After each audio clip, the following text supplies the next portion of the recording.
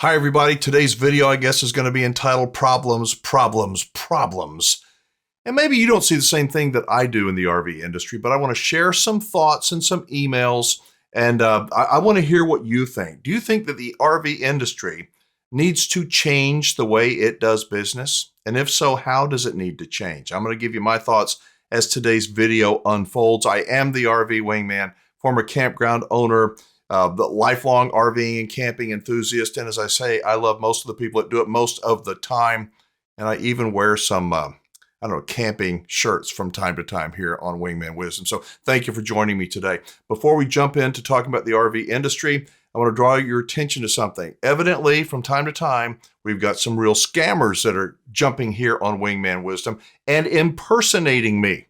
Why would anybody want to do that? I have no idea, but it's not me. I'm going to give you an example. Our friend Michael said crooks, subject is crooks. He says, hey, Wingman, received the following message on YouTube comments. Says it's you. However, it looks like almost everyone is getting this message from some spammer. And here is the message that people have been receiving. And there's probably other messages as well. But basically it says, uses my logo. You can see the logo right here.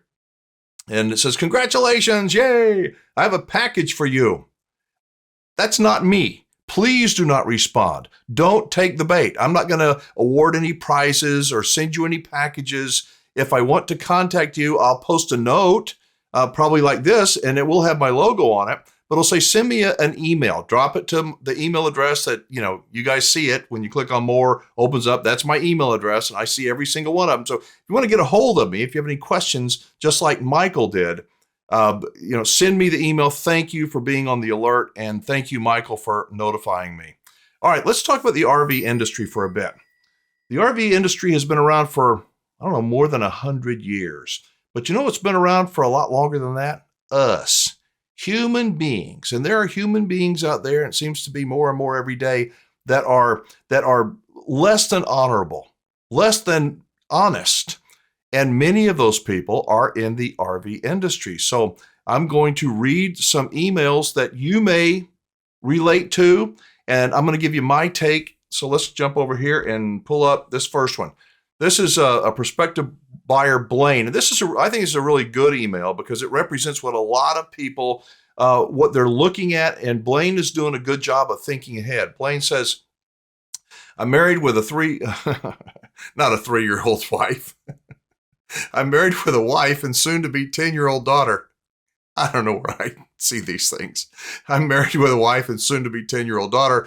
I have roughly enough in short-term savings to fully or mostly purchase a starter series stick and tent camper like a Wildwood without taking on any debt. And sure, I could continue to save up for a Flagstaff Rockwood level of product, which is obviously more expensive, to exit the same transaction with little or no debt. However, with a 10-year-old, I feel like I'm working with a 5-year-old window from 10 to 15 before driver's licenses and boyfriends to really maximize our families, memories, and life lessons that could come with having said RV. And so, Blaine, thank you for your email. And if you are contemplating buying an RV and you've got a young family, do what Blaine is doing. Stop, think, ask yourself, where are you going to be in 5 years? Here's the reality, Blaine. Most people will not own their RV for 5 years. Most people that buy their RV say, no, I'm going to own it for 10 years. I promise you I am. Most folks, after 2, 3, 4 years, their family grows, their situations change, and they will roll out of that RV. But if you are you're looking for an RV that your 10-year-old from 10 to 15 can enjoy, and you're concerned about money, yes, a Flagstaff and a Rockwood, both of those are made in the same plant. They're fabulous, fabulous RVs. However, they are expensive if you buy them new. They're not that much more expensive than the cheapies, but they are made that much better. I digress. My suggestion is, instead of trying to buy a newer, lesser quality unit, is to take that money and buy a used unit. Buy a good brand. Look for a Flagstaff. Look for a Rockwood. They're not easy to find because most people don't want to let go of them. But if you can find a good used Flagstaff or Rockwood, that's a really good unit to look at to start with. And then when your daughter gets big and gets boyfriends and doesn't want to have anything to do with you, you can get rid of that. And I promise you, a good brand of RV will hold its value better than some cheap piece of junk. Blaine continues, he says, are the lower price travel trailers even worth looking at and considering in my decision? assuming independent inspections prior to purchase and all due diligence, or are the more expensive products that much better to even consider taking on short-term debt? It's like I said, I think it's better, especially if you're trying to pinch pennies, you're trying to conserve, you're trying to not get into debt too much. Look at used. If you're buying a 2 or 3 or 4-year-old Flagstaff or a Rockwood or another good brand, many of the bugs, if they had bugs, have been worked out. Then you're not going to have to suffer the depreciation that the original owner had to suffer. So I think used is really the best way to go. Blaine says at the end of the day, he'd love to have something that could get everyone out in nature to a Texas State Park, KOA, something similar for a weekend once a month, and then make annual longer trips across the country to Zion or Yellowstone. Bells and whistles, minor inconveniences are not that important to me. All right, so if you're thinking, you know what, I want a new one, you better get a good brand, because if you're going to be going to Yellowstone or Yosemite, you're driving across the country, a cheap RV is going to give you more problems, more headaches than you ever imagined. I promise it is. Now, you don't want to hear this. You want to believe that that shiny new object is going to be just right. Man, a little bit wrong with it, but I'm telling you, you get what you pay for. Do your homework. Look for a good brand of RV. Let's look at the next email.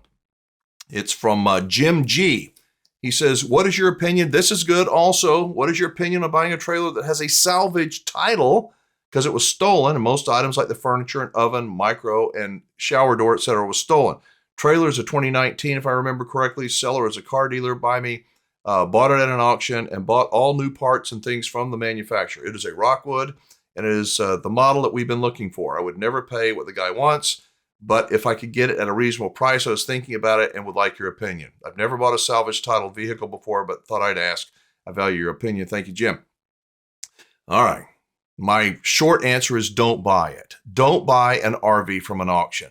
I know a lot of dealers are going to say, God, shut up, man. We need to sell those things. I understand. There's a reason that RV is in the auction. If it has a salvage title, that's another reason it's probably in the auction. It's been the parts and pieces. You said the shower door, the microwave, the furniture, the oven was taken out. What does that tell you about the person that owned it before? What else is there that you don't know about? I would say never buy an RV with a salvage title. Generally speaking, 99% of the people that do are going to regret it. Now, just as sure as shooting, somebody's going to comment and say, well, you're wrong. I bought 4 of them and they're all great. And yeah, because you got either lucky and or you're really good at fixing things. But for most people, buying a salvage title anything, not only is it problems in terms of the thing running and staying together, but it's difficult to get financing on those. And then when you turn around and sell it, you're going to have the same problem with people asking the same question. I wonder why it's a salvage title. So I'd say stay away from that. Next one. Pamela, just read through your RV buyer's report, fully agree with the content. And I might add, suggestion for new buyers, check into storage prices and city bylaws regarding RVs. I've had friends who caught up in the glow of a new RV purchase and not considered where the RV would be when not in use. They're quickly notified by the city that they weren't able to park on the street, were shocked at storage prices, space availability. Love RVing. Cheers from north of the border. I guess you're up in Canada. Well, Pamela, thank you. And that's really a good thing to point out. Too many buyers get emotionally wrapped up into, we just have to have an RV. It's that FOMO, fear of missing out. And they go out and they don't even think about the costs of ownership.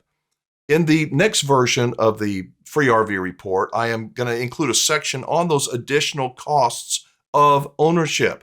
Now, it's hard to say that storage is $80 a month, $140 a month. It varies depending upon where you live, what kind of storage facility, blah, blah, blah. But I'm going to include that in the next version of the report. By the way, if you have not yet downloaded my free RV report, I invite you to do so. When you download it, you will be automatically added to my email list.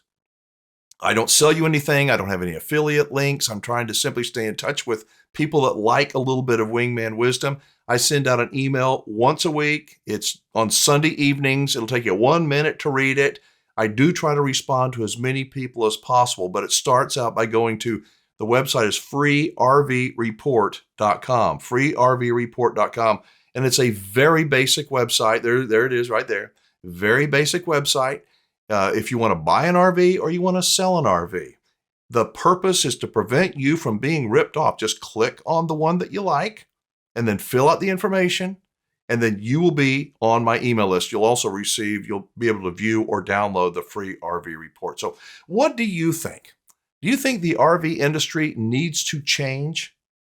I don't know. I think it does.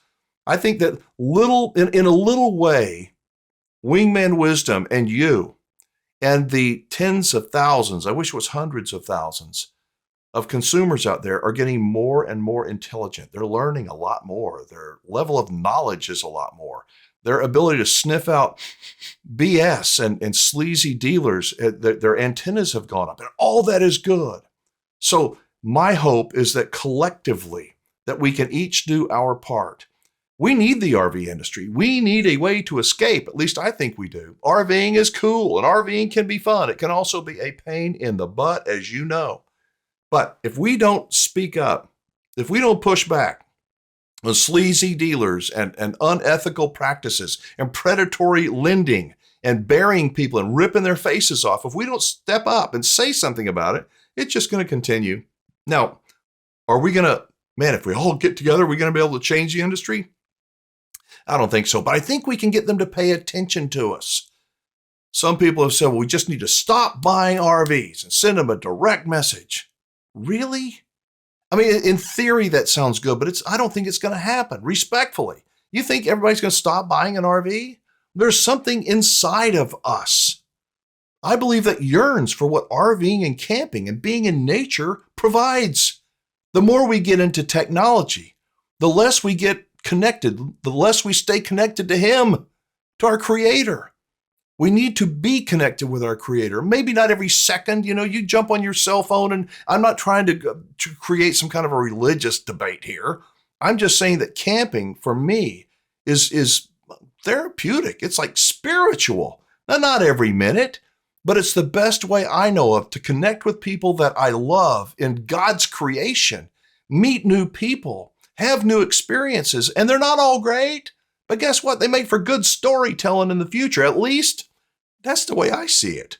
So what do you think? You think the industry needs to make some changes? If so, what changes do they need to make? And please post a comment below and be realistic in what you think that is really doable for the RV industry.